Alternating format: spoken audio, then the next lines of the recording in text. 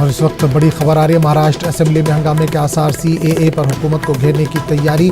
CAA की हिमायत में BJP करारदाद पेश करेगी। महाविकास आघाड़ी से मौक़िफ़ वाज़ेह करने का मुतालबा किया जाएगा। तो इस वक्त बड़ी खबर आ रही है महाराष्ट्र से, महाराष्ट्र असेंबली में हंगामे के आसार, सीएए पर हुकूमत को घेरने की तैयारी। सीएए की हिमायत में बीजेपी करारदाद पेश करेगी। महाविकास आघाड़ी से मौक़िफ़ वाज़ेह करने का मुतालबा किया जाएगा।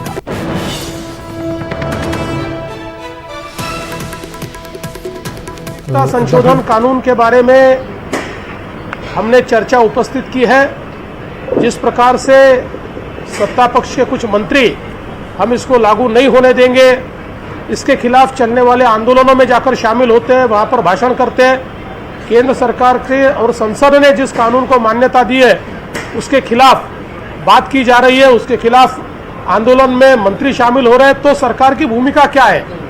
मुख्यमंत्री जी ने एक अपनी भूमिका रखी है, सरकार के मंत्रियों ने अलग भूमिका रखी है, और इसलिए भूमिका क्या है सामने आना चाहिए। और जिस प्रकार से इस कानून के आड़ में अलग अलग प्रकार के आंदोलनों में जिस भाषा का उपयोग हो रहा है, जिस प्रकार की देश के खिलाफ नारेबाजी हो रही है, तो ये सारी चीजें सामने आए, इसके लिए ये प्रस्ताव हमने लाया है। और निश्चित रूप से मुझे ऐसा लगता है कि चूंकि सरकार में इस प्रस्ताव को लेकर असमंजस है, इसलिए वो डरे हुए हैं या उनमें एक प्रकार से दुविधा की परिस्थिति हमको दिखाई पड़ती है। नागरिकता संशोधन कानून के बारे में तो इस पूरे मामले पर बात करने के लिए हम सीधे रुक करेंगे मुंबई, जहां हमारे नुमाइंदे अमित राय इस वक्त जुड़ रहे हैं। अमित, महाराष्ट्र असेंबली में हंगामे के आसार आज बताए जा रहे हैं। सीएए को लेकर हुकूमत को बीजेपी घेरने की तैयारी में है। देखिए, निश्चित तौर पे आज का दिन जो है महाराष्ट्र विधानसभा जो सत्र चल रहा है उसमें बहुत महत्वपूर्ण है। बीजेपी आज महाराष्ट्र विधिमंडल के दोनों सदनों में जो है सीए कानून के समर्थन में प्रस्ताव लाएगी। हालांकि महाविकास आघाड़ी में इस सीए को लेकर जो है काफी असमंजस की स्थिति बनी हुई है। कांग्रेस एनसीपी जो है बिल्कुल नहीं चाहती कि सीए कानून लागू किया जाए, लेकिन वही उद्धव ठाकरे कई बार कह चुके हैं कि सीए से किसी की नागरिकता को खतरा नहीं है।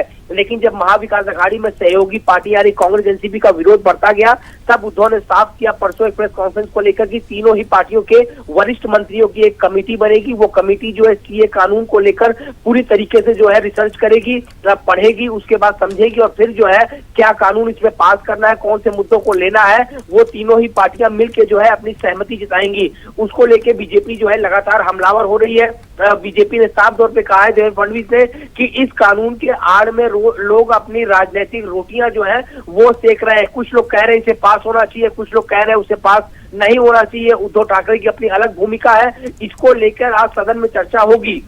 और जैसे ही बीजेपी ने ये अनाउंस किया कि दोनों सदनों में इसको लेकर चर्चा होगी, उसके बाद से बीजेपी पे जो है आरोप प्रत्यारोप का दौर शुरू हो गया। नवाब मलिक जो महाराष्ट्र के अल्पसंख्यक मंत्रियों का साफ तौर पे कहना है कि सीए कानून बनने के बाद बीजेपी पार्टी जब जनता के बीच गई समर्थन जुटाने, उन्हें जनता का समर्थन नहीं मिला, तो बीजेपी अब जो है महाराष्ट्र सदन में इसका इस्तेमाल कर रही, यानी चर्चा करके इसे पास कराना चाहती है, जो बिल्कुल संभव नहीं है। चलिए, बहुत बहुत शुक्रिया अमित इस तमाम जानकारी के लिए।